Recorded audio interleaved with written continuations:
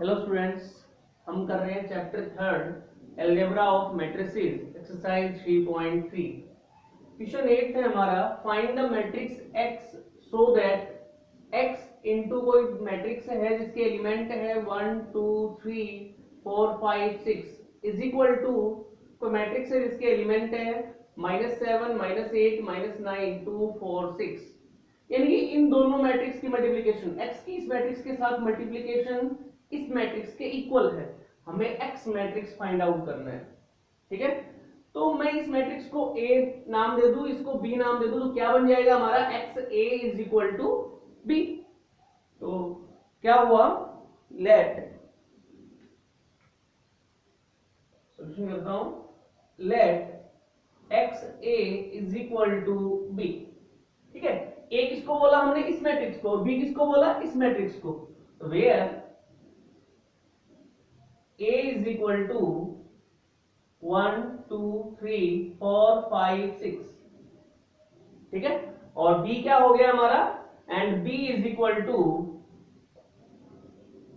B इस matrix को बोला हमने तो -7 -8 -9 2 4 6, ठीक है। अब X मैट्रिक्स का ऑर्डर अगर मुझे पता लग जाए तो मैं वो X मैट्रिक्स मान सकता हूं। तो X मैट्रिक्स का ऑर्डर निकालने के लिए हमने देखा कि XA यानी कि X मैट्रिक्स की A मैट्रिक्स के साथ मल्टीप्लिकेशन है। हमने देखा कि जो A मैट्रिक्स है इसका ऑर्डर क्या है, 2/3।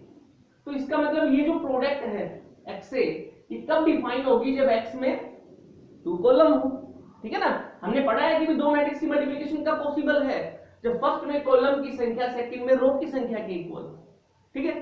तो क्या लिखूं इसके लिए, since the given matrix A is of order 2/3, दो रो है 3 कॉलम है, 2/3। हमने देखा कि ये जो A मैट्रिक्स है ये ऑर्डर 2/3 का है, ठीक है। therefore the product XA is well defined। कब डिफाइन होगी भाई ये प्रोडक्ट, हमें पता है प्रोडक्ट कब डिफाइन होगी, जब फर्स्ट में कॉलम की संख्या सेकंड में रो की संख्या के इक्वल हो। तो XA is well defined कब, if X has 2 column, if X has 2 column। अगर आपका X मैट्रिक्स में 2 कॉलम है तो क्या कह सकते हैं भाई हम, प्रोडक्ट X से वेल डिफाइंड है। दूसरा हमने देखा कि जो मल्टीप्लाई होने के बाद जो मैट्रिक्स आया, यानी कि X का A के साथ मल्टीप्लाई होने के बाद जो मैट्रिक्स आया B मैट्रिक्स, उसका ऑर्डर क्या है, 2/3, ठीक है ना। और हमें ये भी पता है कि प्रोडक्ट का मल्टीप्लिकेशन का जो प्रोडक्ट आता है दो मैट्रिक्स का, उसका ऑर्डर क्या होता है, फर्स्ट की रो इनटू सेकंड की कॉलम, ठीक है ना। और हमने देख लिया इसका ऑर्डर तो हमें पता है 2/3 है, इसका मतलब X में 2 रो है और ये जो 3 है ये एक ही कॉलम की संख्या है। तो also the matrix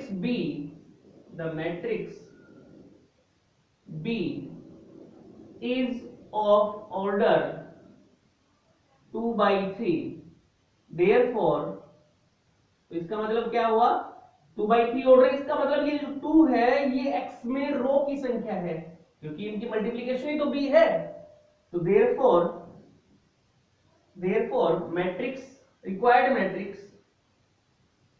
required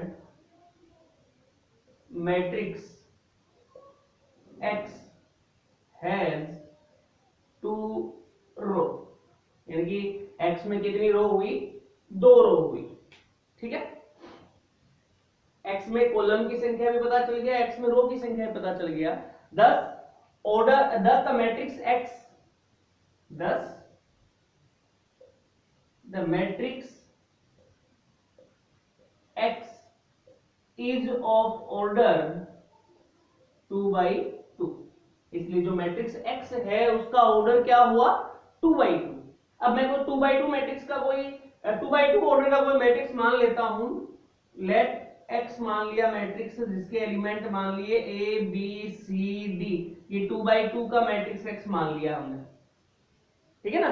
अब हमें क्या गिवन था, x a is equal to b, x की a के साथ जो प्रोडक्ट है वो b के इक्वल थी, तो देयरफॉर x की वैल्यू रखी इसमें, तो x क्या है हमारा a b c d, और इनटू a मैट्रिक्स लिखिए, a मैट्रिक्स क्या है 1 2 3 4 5 6, और ये किसके इक्वल है बी मैट्रिक्स के, और बी मैट्रिक्स क्या है -7 -8 -9, सेकेंड रो है 2 4 6, ठीक है। अब मैं इन दोनों मैट्रिक्स की मल्टीप्लाई कर लेता हूं, तो क्या मिलेगा भाई मुझे, दिस इंप्लाइज a को इससे किया तो a प्लस 4b, ठीक है। ऐसे ही इस फर्स्ट रो को सेकंड कॉलम से करूंगा तो क्या हो जाएगा 2a प्लस 5b, ठीक है। ऐसे ही इस फर्स्ट रो को थर्ड कॉलम से करिए तो क्या हो गया 3a plus 6b, second row को फर्स्ट कॉलम से तो क्या आएगा c plus 4d, second row को सेकंड कॉलम से तो क्या हो गया 2c प्लस 5d, ऐसे ही सेकंड रो को थर्ड कॉलम से करेंगे तो क्या आ जाएगा 3c प्लस 6d, और is equal to -7 -8 -9, second row है 2 4 6, ठीक है। अब हमने क्या देखा कि ये दोनों मैट्रिक्स इक्वल है, इसका मतलब कोरस्पोंडिंग एलिमेंट्स भी क्या होंगे इक्वल होंगे। Since matrices are equal, therefore the corresponding elements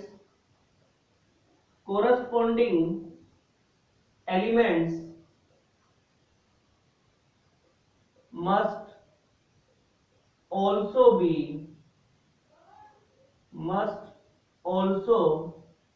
be equal। दो मैट्रिक्स इक्वल है, इसलिए इनका जो कॉरस्पॉन्डिंग एलिमेंट्स है वो भी क्या होंगे इक्वल होंगे, ठीक है। अच्छा इक्वल होंगे तो ये एलिमेंट इसके इक्वल हुआ, सेकंड वाला सेकंड के इक्वल, थर्ड वाला थर्ड के इक्वल, तो क्या मिलेगा अभी हमें, यहां करता हूं भाई मैं, तो therefore a plus 4b is equal to -7, इसको एक नाम दे देता हूं फर्स्ट इक्वेशन, ठीक है। ऐसे ही 2a plus 5b is equal to -8, और इसको नाम दे दिया सेकंड, ठीक है। और 3a plus 6b is equal to -9, और इसको नाम दे दिया थर्ड। ऐसे ही ये सेकंड रो का फर्स्ट एलिमेंट इसकी सेकंड रो के फर्स्ट एलिमेंट के इक्वल, तो c plus 4d is equal to 2, और इसको नाम दे दिया 4। 2c plus 5d is equal to 4, और इसको नाम दे दिया 6, ठीक है ना। और 3c plus 6d is equal to आया 6, और इसको नाम दे दिया, सॉरी ये फिफ्थ इक्वेशन थी और ये सिक्स्थ इक्वेशन, ठीक है ना, ऊपर वाली फिफ्थ इक्वेशन थी, ये सिक्स्थ इक्वेशन, ठीक है। तो ये 6 इक्वेशन बन गई हमारे पास। हमने देखा कि फर्स्ट सेकंड और थर्ड तीनों में वेरिएबल a और b है, सेम वेरिएबल है, और फोर्थ फिफ्थ और सिक्स्थ इन तीनों में भी सेम वेरिएबल है। तो मैं इनमें से कोई भी दो इक्वेशन सोल्व कर लूं और इनमें से भी कोई दो इक्वेशन सोल्व करूं। देखते हैं, पहले मैं फर्स्ट और सेकंड को सोल्व करता हूं। Solving equation first and second, तो कैसे क्या करूं मैं, इसको 2 से मल्टीप्लाई कर लूं, फर्स्ट इक्वेशन को 2 से मल्टीप्लाई कर लूं तो क्या मिलेगा, मल्टीप्लाइंग इक्वेशन फर्स्ट बाय 2 करिए, क्या हुआ 2a plus 8b is equal to -14, और इसको सेवंथ नाम दे दिया। अब सेकेंड इक्वेशन इस सेवंथ इक्वेशन में से सब्ट्रैक्ट कर दो, subtracting equation second from equation 7, तो फ्रॉम सेवंथ, तो पहले सेवंथ लिखिए 2a plus 8b is equal to -14। अब सेकेंड इक्वेशन लिखिए, सेकेंड क्या है हमारी 2a plus 5b is equal to -8। और सब्ट्रैक्ट कर रहे हैं तो साइन चेंज होंगे, तो माइनस माइनस और ये क्या हो जाएगा plus.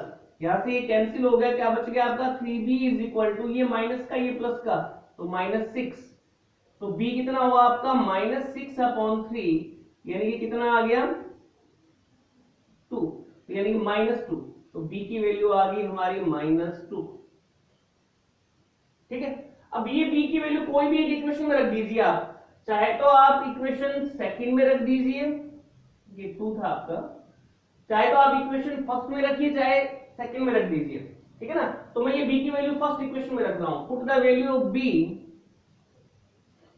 Put the value of b in equation first, तो रखिए, तो क्या हो जाएगा a प्लस 4b था, तो b की वैल्यू तो हमारे पास -2 है, तो a plus 4 into -2 is equal to -7। तो a minus 8 is equal to -7, a is equal to -7 plus 8, तो क्या बच गया अभी आपका 1, यानी कि a इज इक्वल टू 1 आ गया। a की वैल्यू भी आ गई, a की वैल्यू भी आ गई, तो फिर क्या हो गया भाई, a भी हो गया b भी हो गया। अब हमने देखा कि ये a और b की वैल्यू इस थर्ड इक्वेशन को सेटिस्फाई करती है कि नहीं, देखते हैं। a की जगह 1 रखा, b की जगह -2 रखा, तो 3 -12 क्या बच गया -9, इधर भी क्या -9, यानी कि ये और a और b की वैल्यू इस थर्ड इक्वेशन को सेटिस्फाई कर रही है।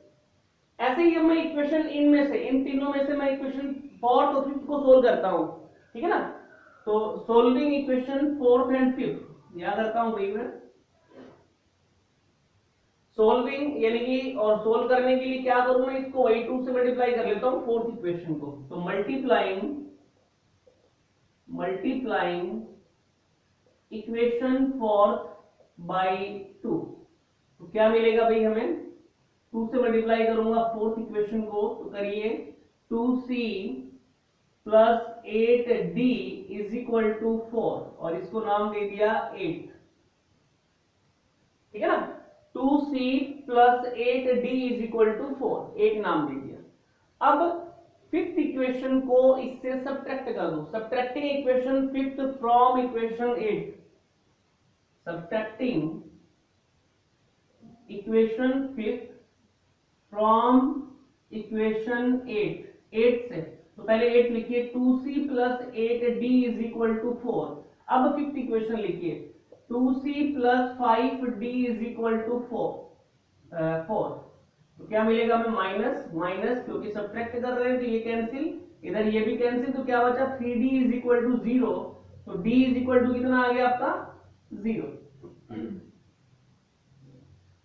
ठीक है, d की वैल्यू भी आ गई। अब ये d की वैल्यू कोई भी इक्वेशन में रखो, तो मैं फोर्थ में रख रहा हूं, तो put the value of d in equation 4, put the value of d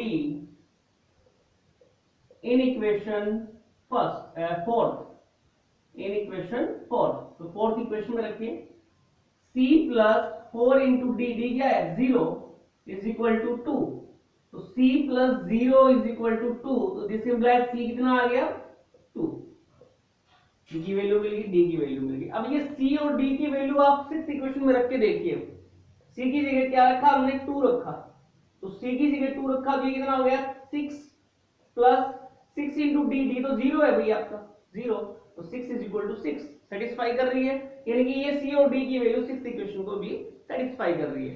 तो a b c d चारों वैल्यू हमें मिल गई, ये वैल्यू किस में रख दिया वापस, x हमने माना था जो मैट्रिक्स, इसमें रख दिया। हेंस x क्या हो गया, a लिखिए पहले 1, b लिखिए -2, c लिखिए 2, और d क्या है भाई हमारा 0, तो ये हमारा रिक्वायर्ड मैट्रिक्स हो गया।